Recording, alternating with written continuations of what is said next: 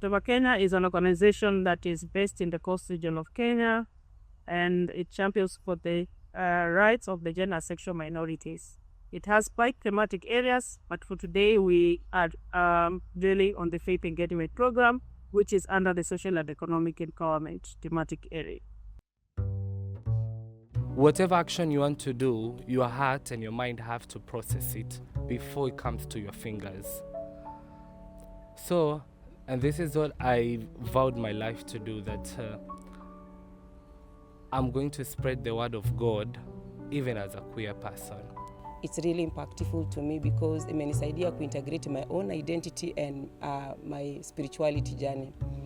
Ikafika to a point whereby nakumbuka when I got to experience kufukuzwa kanisani because of how I was dressing, and for most of us who know the Seventh-day Adventist Church, enda kama nimevaa hivi kwa Adventista. But again, I was like, I want to go the way I am because mimi kuna kitu moja na believe. I don't want to lie to people here, na Mungu anajua mimi ni nani. So I have to go to God the way I am.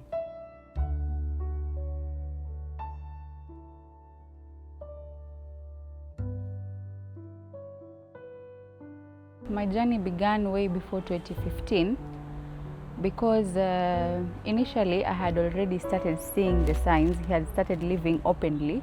I'm talking about my sibling, that is, but he had not yet come out to us officially. So 2015 is when he approached me and he sent me a very long message explaining to me what he feels and what he thinks he is. And as for me, I'm very open-minded. I did not mind because I already saw the signs and I had already begun accepting him since he was young. My association started way back through a relationship with a sister. Once she came out to me and my life changed.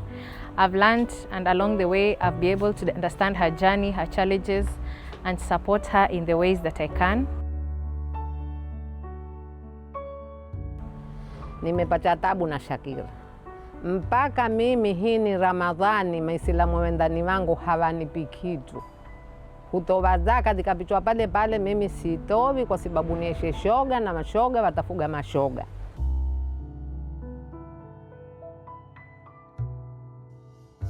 When I joined Pema, I didn't know about their project programs, and by good luck, I was able to participate in this one called HSOP, which is part of the Faith Engagement project. And while there was this part of reconciling with their spirituality, where I got to learn by that sexuality and spirituality can exist together.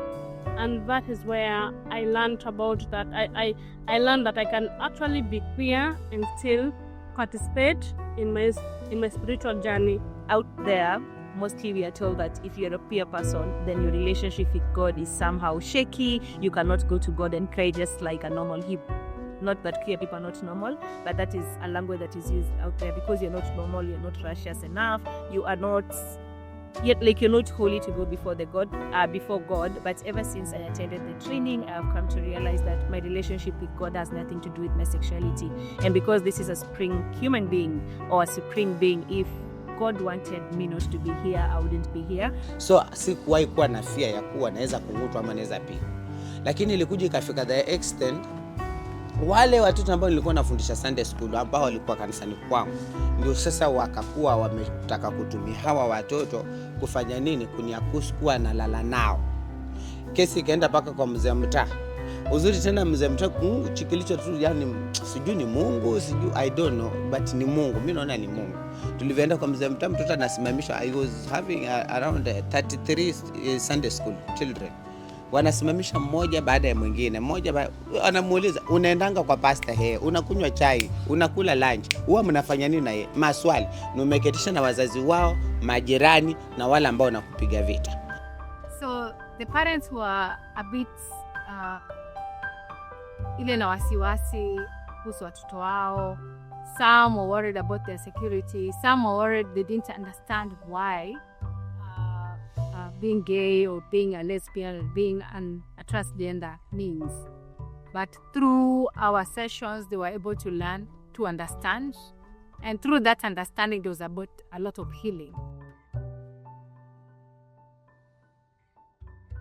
As a moderator, I have been engaged through the Compassion in Action. That is where we engage stakeholders, the religious leaders, landlords, chiefs, and police officers.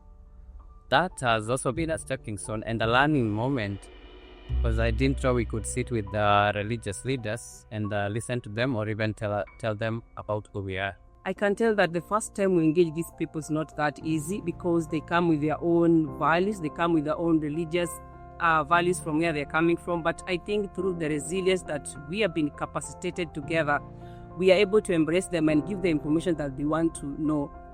Niliona mambo mengi nikianzia 2017, niliangalia ile Kemri ya Mtwapa.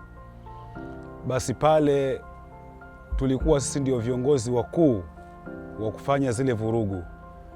Lakini baada ya kusoma nikasema kwamba hawa ni wanadamu, hawa LGBTQ ni watu kama sisi, na ni watu lazima wapate mwongozo. The knowledge I've been getting from Pema duplex, I've been an ambassador to the station where I'm working.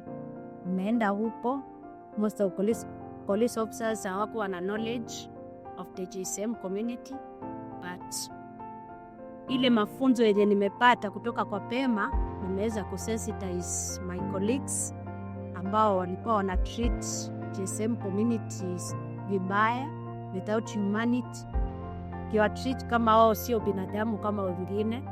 Lakini saa hii almost 90% wamepata hiyo knowledge, na GSM community wanapata ile services kama binadamu wa kawaida.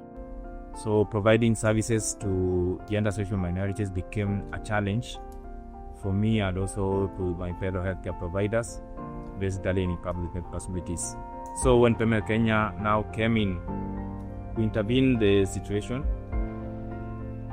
the healthcare providers are provided with a sensitization forum on how to provide services to the gender sexual minorities, and also empowering the healthcare service providers, providing continuous mentorship education to the healthcare providers.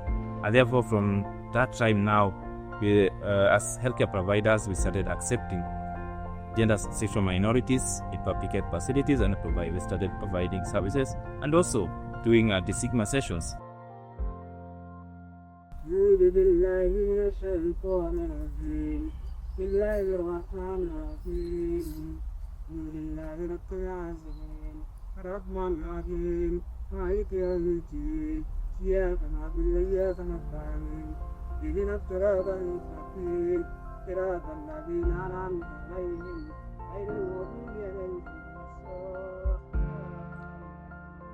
And I'm really grateful that Pema Kenya has been able to do these activities, because it has created more safe spaces for queer people. Queer people can be able to go to mosques and pray. They can be able to go to different churches and worship.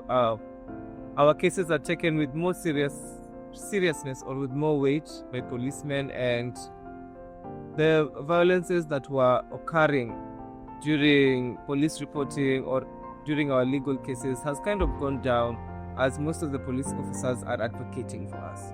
HSOP is one of the most effective faith engagement activity we have at Pema Kenya. It is solely meant to elevate queer people faith, especially the Christian faith, to help them learn how to advocate for their own spaces, maybe even attend church without feeling insecure or unsafe. And that is what helped me become the person I am today, that is the board chairperson. But through that, I learned to also talk to other people and create my own spaces. So keki yetu inasema thank you from Pema Kenya. So ni asante kutoka Pema kwa sisi, sio?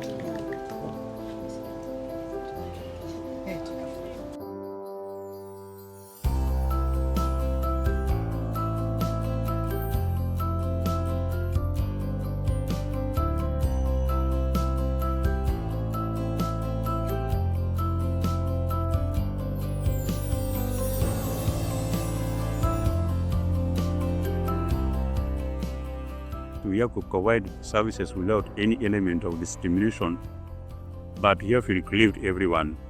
irrespective of their gender and their social affiliation in the society. Kuna nini inafaa ifanyike zaidi kuhakikisha ya kwamba mioyo za watu zinaguzwa, their values, their attitudes, na tunawapatia grace ya kutembea jani ya kuelewa kwamba hatuwezi kukua sisi wote sawa. Sisi ni binadamu kila in their unique ways, tuko na tofauti zetu. Maeneo yetu ya ibada yamefunguka, yako wazi. Kujeni tuabudu pamoja na nyinyi, na tutawachukua vile mlivyo, kwa sababu sisi hatuna dhamira ya kuwahukumu, hapana. Kazi yetu ni rahisi, kuwaelekeza kwa Muumba wenu. When we spread hate means we don't even love ourselves. When we spread love, it means we love ourselves. So I always say let love win, let humanity reign, and let kindness be our language as a human.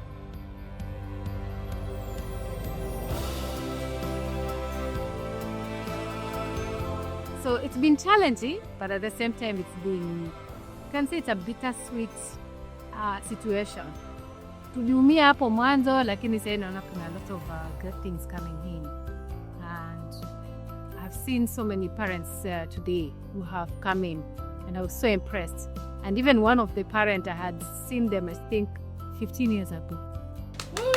Nitaenda nikuelezana, my colleagues, the community, niwaelezee venye kuko, ila haizi kuona haya wala hidi yote, because we cannot eliminate the TSM community, they are part of us. Na mimi ningeomba wachungaji wenzangu, jamani, faith spaces hazikuwekewa watu maalumu. Yesu Kristo hakuja kwa walio wazuri, hakuja kwa watu special, alikuja kwa watu wote duniani. I remember too growing up, my dad alikuwa anasema, like after being born, alikuwa anasema, song nataka awe imam. And his prayers were answered, honestly speaking, because I'm an imam here at Pema Kenya too, and I lead prayers during our prayers. And how I wish one day he accepts me so that I can bring him here, aweze kuona that his dream of me leading people in prayers came true. Lakini mimi nashukuru mwanijali na mimi na wajali. Na iombea Mungu Pema Kenya yenu ifanikiwe, itowe mizizi na mashina yake. Ndio niomba. Sina mengi, na waombea tu. Kila uchao muzidi na kuzidi, akipata Shakira ndo kupata mimi.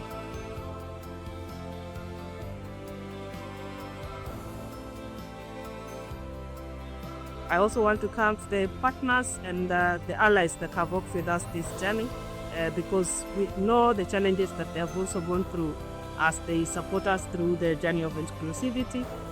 But we also hope that the rest of the team at some point they would realize that, the world can just be better if we all coexist.